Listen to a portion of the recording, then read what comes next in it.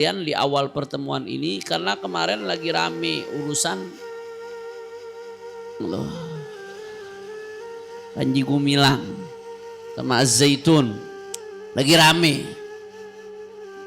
Kita sudah sama-sama tahu dari awal, udah dari awal tahun 2000-an itu ribut-ribut urusan Az-Zaitun itu. Saya ingat dari zaman saya masih mondok, bahkan dari zaman saya masih sekolah udah ribut-ribut urusan Az-Zaitun itu. Tapi kagak beres-beres. Investigasi udah dilakukan dari zaman dulu, zaman Kiai Ma'ruf Amin masih di Komisi Fatwa. Itu investigasinya udah ada. Ngawurnya kagak rapi-rapi, malah makin jadi. Cuman bisa sekian lama bertahan Az-Zaitun kagak dibubar-bubarin. Az-Zaitun awet kagak dibubar-bubarin, entah siapa backingannya. Giliran FPI yang ngebubarin judi, ngebubarin pelacuran, ngebubarin LGBT dibubarin. Nah, giliran Az-Zaitun kagak dibubarin, kacau apa kagak? Nah, bicara soal ribut-ribut Az-Zaitun tuh kemarin dari segala penyimpangan Az-Zaitun, sebetulnya yang paling fundamental, paling mendasar, ini nih masalah yang tadi saya sindir tuh. Masalah dia mengatakan bersama santri-santrinya bahwasanya Al-Quran itu perkataan Nabi, tapi sumbernya dari wahyu. Jadi Nabi yang mengatakan, itu redaksinya dari Nabi, kata Az-Zaitun, kata Panji Kutilang ini saudara. Kenapa saya bilang kutilang? Karena ngoceh mulu kayak burung kutilang saudara. Ngocehnya kagak kerowanan loh kata orang Betawi.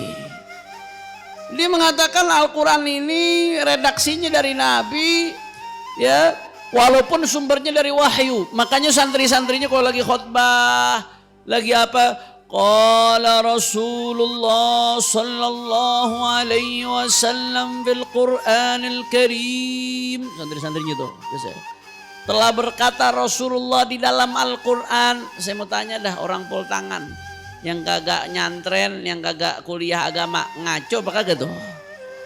Ngaco apa kagak? Al-Quran perkataan Rasulullah atau firman Allah? Firman Allah.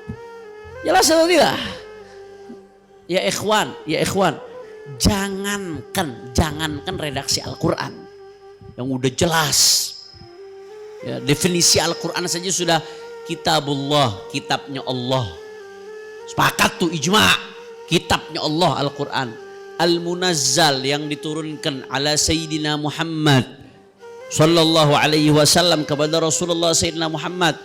Al-Mu'jiz bi suratin minhu yang bisa menjadi mu'jizat walaupun hanya dengan satu surat di dalamnya. Al-Muta'abbad bi tilawatihi yang menjadi ibadah dengan membacanya, walaupun baca satu huruf dari Al-Quran itu udah ibadah ya ikhwan. Baca-bacaan yang lain kalau cuma satu huruf nggak ada maknanya, nggak jadi ibadah. Tapi Al-Quran ente walaupun baca cuma satu huruf Al-Quran jadi ibadah. Al-Muta'abbad bitilawatihi yang menjadi ibadah dengan membaca Al-Quran. Udah jelas definisinya, udah jelas nih. Jangankan redaksinya yang saya pengen garis bawahi di sini. Cara bacanya. Kalau bahasanya Syekhul Islam Zakaria Al-Ansari, min qabilil ada. Cara bacanya, tajwidnya. Al-Quran punya cara baca khusus yang tidak dimiliki oleh teks bahasa Arab manapun. Teks bahasa Arab apapun itu tajwid pak, itu hanya dipakai dalam baca Quran. Orang Arab ngomong kagak ada yang pakai tajwid. Nggak ada orang Arab misalkan mau ketemu orang namanya siapa, Muhammad bin Syihab, assalamualaikum kaifa haluka ya akhi, kaif khabaruka ya Muhammad bin Syihab. Nggak ada orang Arab ngomong gitu, kagak ada. Itu kalau ada orang Arab ngomong gitu salah minum obat tuh saudara. Karena tajwid nggak dipakai buat semua bahasa Arab. Orang baca hadis nggak ada baca hadis innamal a'malu binniyat wa innama likulli imri'in ma nawa. Kurang piknik tuh yang baca begitu saudara. Karena tajwid itu khusus bacaan Al-Quran.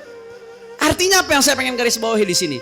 Ulama mengatakan wal akhdhu bit tajwidi hatmun lazimu man lam yujawwidil Qur'ana athimu fa innahu bihil ilahu anzala wa hakadha minhu ilaina wasala al-akhdhu bitajwidi hatmun lazimu. Baca Quran pakai tajwid itu wajib, man lam yujawwidil qur'ana athimu. Baca Quran tanpa tajwid itu dosa. Itu hukum tuh. Jadi tajwid bukan pilihan Pak Bu. Urusan nanti tajwid ada tingkatan-tingkatannya, ada tahqiq. Yang bacanya ada sampai 6 harokat. Ada hader dan seterusnya. Itu urusan tingkatan lain. Itu urusan pilihan-pilihan dalam ilmu tajwid, saudara. Tapi baca Quran pakai tajwid hukumnya wah. Orang baca Quran tanpa tajwid asal-asalan baca hukumnya dosa. Bukannya dapat pahala, baca Quran malah dapat dosa. Kenapa? Ulama menjelaskan. Fa innahu bihil ilahu anzala. Karena ketika Allah turunkan ayat Quran, Rasulullah itu talaki dari malaikat Jibril. Malaikat Jibril membacakan ayat-ayat Quran untuk Rasulullah. Itu cara bacanya udah begitu. Ada tajwid, saudara. Dan Rasulullah nyampaikan ke sahabat, cara bacanya udah begitu, saudara. Dengan segala perbedaan dalam tajwid, dengan segala riwayat di dalamnya. Tapi cara bacanya udah pakai tajwid. Wa hakadha minhu ilaina wasala. Dan dari Rasulullah ke kita sampai bacaan Quran pun dengan tajwid. Para Rasulullah, sahabat dengar dari Rasulullah, para tabi'in dengar dari sahabat, para tabi'in dengar dari tabi'in, terus sampai ke aimmatul qurra, terus sampai ulama-ulama kita. Makanya namanya ijazah dalam talaki Quran, Bapak Ibu sekalian. Ente ketemu ahli qiraat, minta ijazah, baru ketemu langsung minta ijazah awal sampai akhir Quran, sampai gigi berjenggot nggak bakal dikasih, saudara. Kenapa? Karena talaki Quran ijazahnya beda dengan yang lain, beda dengan hadis, beda dengan ilmu-ilmu lain, beda dengan zikir. Talaki Quran, orang yang mau ngambil ijazah sanad harus baca Quran di depan syekhnya, ngeliatin mulut syekhnya awal sampai akhir Quran, saudara. Cara bacanya aja Allah tentukan, apalagi redaksinya. Cara bacanya min qabilil ada, itu mutawatir. Periwayatan dari Rasulullah ke sahabat, ribuan sahabat dengar cara bacanya Rasulullah. Diriwayatkan lagi ke puluhan ribu tabi'in, diriwayatkan lagi ke ratusan ribu tabi'in, diriwayatkan lagi sampai ke jutaan ulama kita, jutaan pembaca Al-Quran. Itu semua dari talakinya Rasulullah ke malaikat Jibril, saudara. Kalau cara bacanya saja diatur oleh Allah Ta'ala, ada cara khusus yang malaikat Jibril ajarkan kepada Rasulullah, apalagi redaksinya. Nggak ada satupun ulama yang mu'tabar, yang diakui keilmuannya, yang mengatakan Al-Quran redaksinya merupakan sabda baginda Nabi besar Muhammad Sallallahu Alaihi Wasallam. Kalau bicara Quran, pegang sebagai akidah kita. Bicara Quran, baik substansinya, maknanya, atau redaksinya, sama-sama firman Allah diturunkan oleh Allah Subhanahu. Jelas atau tidak? Faham? Bahkan sesesat-sesatnya firqah Mu'tazilah. Mu'tazilah ini aliran sesat, menyimpang keluar dari Ahlus Sunnah wal Jamaah. Perdebatan Ahlus Sunnah wal Jamaah dengan Mu'tazilah, kalau kita baca kitab-kitab tuh udah lebih dari 1000 tahun, saudara. Khususnya dalam masalah kalamullah. Nah, sesesat-sesatnya Mu'tazilah tuh masih mengatakan apa? Al-Quran itu kalamullah. Bukan sabda Nabi, Al-Quran kalamullah. Cuman bedanya kata Mu'tazilah, Al-Quran itu makhluk.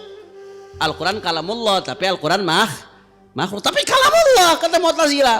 Di situ perdebatan panjang tuh. Itu sesat-sesatnya Mu'tazilah masih mengatakan Al-Quran kalamullah. Lah ini Panji Gumilang tahu-tahu datang, saudara. Ngaco-ngacoan. Kalau Al-Quran redaksinya dari Nabi, apa bedanya Al-Quran dengan hadis, saudara? Dia ngakuin Al-Quran itu dari wahyu, tapi redaksinya dari Nabi. Apa bedanya dengan hadis? Hadis itu Rasulullah ngomong nggak asal-asalan. Rasulullah tuh bicara hadis dari wahyu. Di Al-Quran Allah mengatakan wa ma yantiqu 'anil hawa in huwa illa wahyun yuha. Apa yang Rasulullah sampaikan bukan dari hawa nafsunya. Apa yang Rasulullah sampaikan bukan dari kepalanya Rasulullah. Apa yang Rasulullah sampaikan bukan dari dirinya, tapi Rasulullah bicara tuh dari wahyu. Makanya ulama mengatakan namanya wahyu itu ada wahyun matlu, ada wahyun ghairu matlu. Ada wahyu yang ditilawahkan Al-Quran, redaksinya dari Allah. Ada wahyu yang ghairu matlu, apa hadis. Hadis itu kategori wahyu, hanya saja redaksinya dari Nabi. Apalagi ada hadis qudsi. Hadis qudsi firman Allah, hanya saja redaksinya dari Nabi. Tapi kalau Al-Quran sepakat redaksinya itu dari Allah Subhanahu, Allah yang turunkan Al-Quran dengan redaksi-redaksinya. Nabi Muhammad talaqi dari malaikat Jibril, Nabi Muhammad sampaikan kepada para sahabat, sampai kepada kita melalui perantara baginda Nabi besar Muhammad. Nah, saya mau tanya, kalau begitu yang mengatakan Al-Quran itu perkataan Nabi ngawur atau tidak? Ngaco atau tidak? Sesat atau tidak? Menyimpang atau tidak? Hati-hati, hati-hati ikhwan. Makanya kita minta udah dah, mau ngapain sih dipiara yang model zaitun begini? Udah tangkep Panji Gumilang, bubarin zaitun, selesai saudara, betul? Karena ini ajaran udah mengakar. Hati-hati, santrinya sekian ribu. Itu sekian ribu nanti masing-masing kepulang ke rumahnya. Kalau satu orang ngajak satu orang lagi, satu orang ngajak 10 orang, satu orang ada yang ngajak 100 orang, berapa banyak rakyat Indonesia yang harus sesat saudara? Ini kemana peran negara? Negara juga harus berkewajiban menjaga kehidupan beragama ya ikhwan. Jadi hati-hati. Jangan main-main. Urusan seperti itu jangan main-main. Kita umat Islam tuntutan kita tegas. Tangkap Panji Gumilang, bubarkan Al-Zaitun. Setuju?